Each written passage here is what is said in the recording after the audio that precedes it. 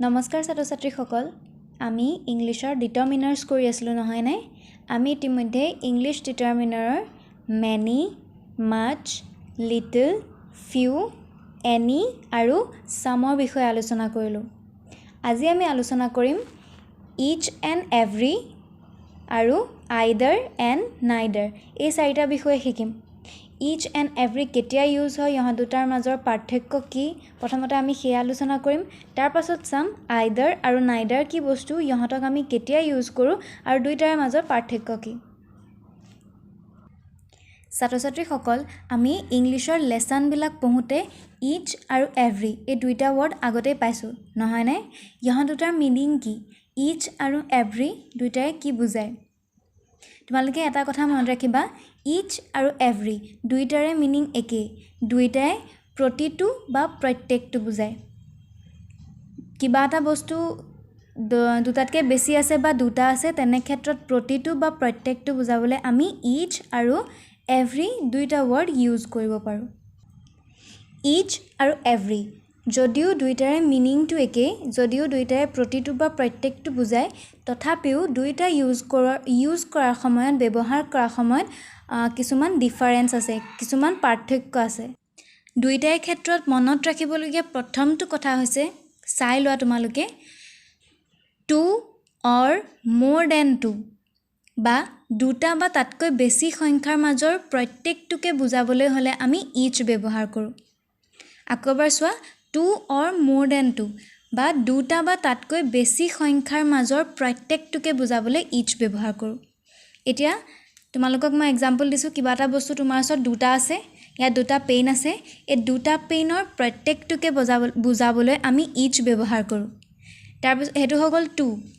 আৰু কৈছে যে মোৰ দেন টু মানে দুটাতকৈ বেছি এতিয়া মোৰ ওচৰত দুটাতকৈ বেছি পেইন আছে তিনিটা আছে মানে দুটাতকৈ বেছি আছে এই তিনিটাৰ মাজৰ প্ৰত্যেকটোকে বুজাবলৈ হ'লে আমি ইচ ব্যৱহাৰ কৰিব পাৰোঁ এতিয়া তোমালোকে বুজি পালা যে দুটাৰ মাজৰ প্ৰত্যেকটোকে বুজাবলৈও আমি ইচ ব্যৱহাৰ কৰিব পাৰোঁ বা তিনিটাৰ মাজৰ বা দুটাতকৈ বেছি মাজৰ প্ৰত্যেকটোকে বুজাবলৈ আমি ইচ ব্যৱহাৰ কৰিব পাৰোঁ এইখিনিলৈকে তোমালোকৰ ক্লিয়াৰ হৈছে এইটো হ'ল ইচৰ ব্যৱহাৰৰ ক্ষেত্ৰত প্ৰয়োগ কৰিবলগীয়া নিয়ম যে দুটা বা তাতকৈ বেছি সংখ্যাৰ মাজৰ প্ৰত্যেকটোকে বুজাবলৈ হ'লে আমি ইচ ব্যৱহাৰ কৰোঁ এতিয়া এভৰি কেতিয়া ব্যৱহাৰ কৰোঁ মন দি চাবা মোৰ দেন টু বা দুটাতকৈ বেছি সংখ্যাৰ মাজৰ প্ৰত্যেকটোকে বুজাবলৈ ইচৰ ক্ষেত্ৰত যিটো ছেকেণ্ড বাৰ আমি ইউজ কৰিছিলোঁ ঠিক সেইটোৱে এভৰি ক্ষেত্ৰত ইউজ হয় যে দুটাতকৈ বেছি অৰ্থাৎ ইয়াত তিনিটা আছে দুটাতকৈ বেছি বা চাৰিটা কিবা এটা বস্তু চাৰিটা আছে দুটাতকৈ বেছি আছে দুটাতকৈ বেছি বস্তুৰ প্ৰত্যেকটোকে বুজাবলৈ হ'লে আমি এভৰি ইউজ কৰোঁ কিন্তু দুটা বস্তুৰ ক্ষেত্ৰত ইউজ নকৰোঁ ইচত যেনেকৈ দুটা বস্তুৰ ক্ষেত্ৰতো আমি ইউজ কৰিব পাৰোঁ বা দুটাতকৈ বেছি বস্তুৰ ক্ষেত্ৰতো আমি ইচ ইউজ কৰিব পাৰোঁ কিন্তু এভৰি ক্ষেত্ৰত অকল দুটাতকৈ বেছি হ'ব লাগিব যিকোনো বস্তু তুমি বুজাবলৈ এভৰি ব্যৱহাৰ কৰিব পাৰিবা কিন্তু সেই বস্তুটো দুটাতকৈ বেছি থাকিব লাগিব মোৰ দেন টু এতিয়া আমি এক্সাম্পল চাই লওঁ আহা তেতিয়া ক্লিয়াৰ হ'ব প্ৰথমটো কৈছে each of two girls get a prize যে দুজনী ছোৱালীৰ ভিতৰৰ প্ৰত্যেকজনীয়ে এটা এটা প্ৰাইজ পালে গতিকে আমি কৈছোঁ যে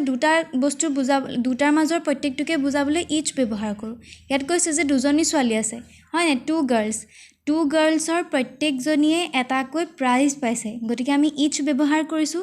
তোমালোকক এক্সামত এনেকৈ দিব এইখন খালী থাকিব ড্ৰেছ of two girls get a prize ব্ৰেকেটত থাকিব ইচ এভৰি আমি জানো যে দুটা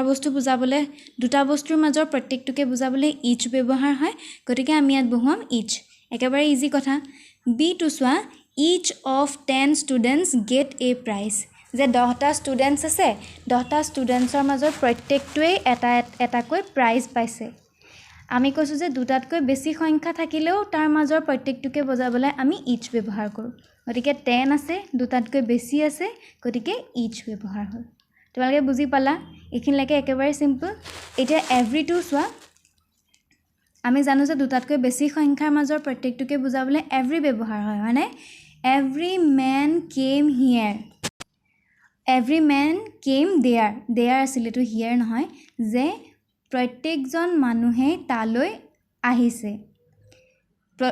দুটাতকৈ বেছি আমি জানিব লাগিব যে ক'ৰবালৈ যোৱাৰ কথা কৈছে গতিকে দুটাতকৈ বেছি মানুহে হ'ব নিশ্চয় সেইকাৰণে ইয়াত এভৰি ইউজ হৈছে ইচ ইউজ হোৱা নাই কাৰণ ইয়াত টু বুলি মেনশ্যন কৰি দিয়া নাই তোমালোকে এটা কথা মনত ৰাখিবা যেতিয়াই ইচৰ তোমালোকৰ খালী ঠাই পূৰ কৰা আহিব তেতিয়া তাত টু বুলি প্ৰায় মেনশ্যন কৰাই থাকে আৰু বিটো হৈছে every boy has two pens যে প্ৰত্যেকটো ল'ৰাৰ ওচৰতে দুটাকৈ পেইন আছে আমি জানো ইয়াত দুটা ল'ৰাৰ কথা কোৱা নাই দুটাতকৈ বেছি ল'ৰাৰ কথা কৈছে গতিকে এভৰি তোমালোকে ভাবিব পাৰা ইয়াতো আছে যে দুটাতকৈ বেছি হ'লে আমি ইচ ব্যৱহাৰ কৰোঁ ইয়াতো আছে দুটাতকৈ বেছি হ'লে আমি এভৰি ব্যৱহাৰ কৰোঁ এতিয়া এই চেণ্টেন্সটোত যে ইচ অফ 10 ষ্টুডেণ্টছ 10টা ষ্টুডেণ্টছ আমি জানো যে দুটাতকৈ বেছি হ'লে ইচো হ'ব এভৰিও হ'ব তোমালোকৰ ব্ৰেকেটত ইচ এভৰি দুইটা থাকিব এইটো যেনিবা তোমালোকৰ খালী ঠাই পূৰ কৰা দিয়া আছে dash of 10 students get a prize ব্ৰেকেটত আছে ইচ এভৰি তোমালোকে কি লিখিবা তোমালোকেতো জানা 10 আছে 10টো দুইতকৈ ডাঙৰ দুটা বস্তুতকৈ বেছি বস্তু আছে গতিকে আমি ইয়াতো পাইছিলোঁ যে দুটাতকৈ বেছি মাজৰ প্ৰত্যেকটো বুজালে ইচ হ'ব এভৰি ক্ষেত্ৰতো পাইছিলোঁ যে দুটাতকৈ বেছি বস্তুৰ প্ৰত্যেকটোকে বুজালে এভৰি ইউজ হ'ব তোমালোকে ইয়াতনো কি লিখিবা অলপ ভাবি চোৱাচোন ইয়াত বাৰু মই আনচাৰটো লিখিয়ে থোৱা আছে ইচ ইয়াত আনচাৰটো তোমালোকৰ এভৰি নহয় ইচে হ'ব কেলৈ জানানে তোমালোকে যেতিয়াই খালী ঠাইটোৰ পাছত অফ দেখিবা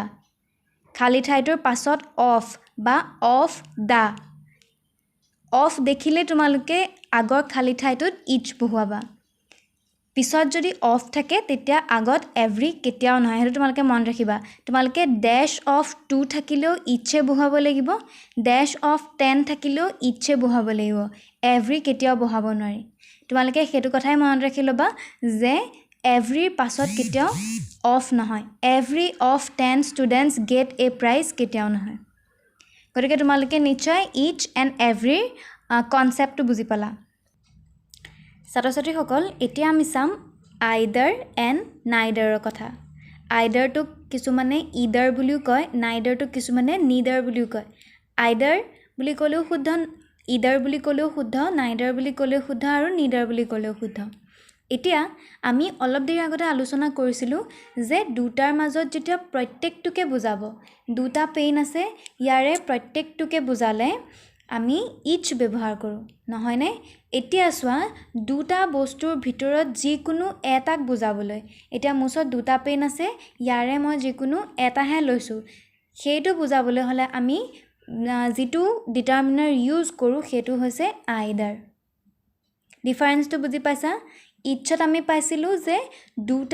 দুটাৰ মাজৰ প্ৰত্যেকটোকে বুজাবলৈ আমি ইচ ব্যৱহাৰ কৰোঁ এতিয়া দুটাৰ ভিতৰৰ যিকোনো এটাকহে বুজাবলৈ আমি আইদাৰ ব্যৱহাৰ কৰোঁ এতিয়া বুজি পালা এক্সাম্পল চাই লোৱা একেবাৰে সাধাৰণ কথা যে দুটা আছে তাৰে যিকোনো এটা কথা বুজাবলৈ আমি আইদাৰ ব্যৱহাৰ কৰোঁ এতিয়া প্ৰথমটো এক্সাম্পল আছে আইদাৰ পেইন উইল ডু মানে দুটাৰ ভিতৰত যিকোনো এটা পেইন হ'লেই হৈ যাব যিকোনো এটা কলম হ'লেই হৈ যাব মুঠতে কলম এটা হ'ব লাগে যে দুটা পেইন আছে তাৰে যিকোনো এটা পেইন হ'লেই হ'ব মই এতিয়া তোমালোকক দেখুৱাইছিলোঁ যিটো এতিয়া বিটো কৈছে the boy may join either party যিকোনো এটা দলত ল'ৰাটোৱে যোগদান কৰিব পাৰে দুটা দল আছে তাৰে যিকোনো এটাত সি যোগদান কৰিব পাৰে তোমালোকে আইদাৰৰ মিনিং বুজি পালা এতিয়া আইদাৰৰ লগত আৰু এটা ইম্পৰ্টেণ্ট আছে সেইটো হৈছে নাইদাৰ বা নিদাৰ আইদাৰটো কেতিয়া ইউজ কৰে যে দুটাৰ ভিতৰত যিকোনো এটা বুজাবলৈ হয়নে আৰু নাইদাৰ ইউজ কৰে দুটাৰ ভিতৰত এটাও নোহোৱা বুজাবলৈ আকৌ এবাৰ কৈছোঁ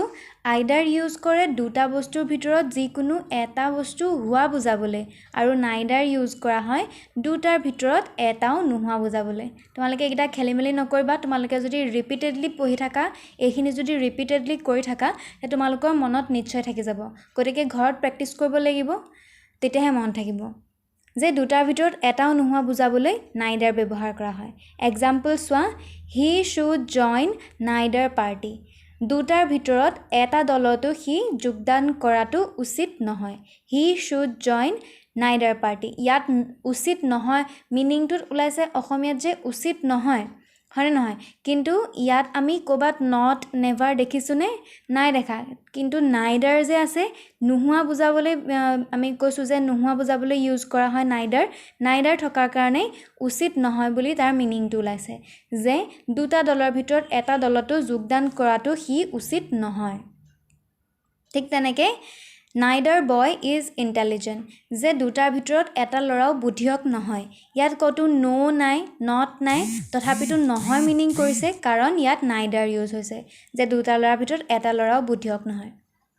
গতিকে তোমালোকে আইডাৰ নাইডাৰ আৰু ইচ এভৰি মিনিং আজি বুজি পালা ইহঁতৰ ডিফাৰেঞ্চ বুজি পালা সিহঁতৰ কি কি ক্ষেত্ৰত সাদৃশ্য আছে কি কি ক্ষেত্ৰত বৈসাদৃশ্য আছে আজি তোমালোকে নিশ্চয় বুজি পালা মই তোমালোকক এক্সাৰচাইজ কেইটামান ফটো মাৰি দি দিম বৰ্তমানলৈকে তোমালোকে এইখিনি লিখি লোৱা নিজৰ বহীত লিখি লোৱা মই তোমালোকক ফটো দি দিম গতিকে আজিলৈ ইয়াতে সামৰিছোঁ নমস্কাৰ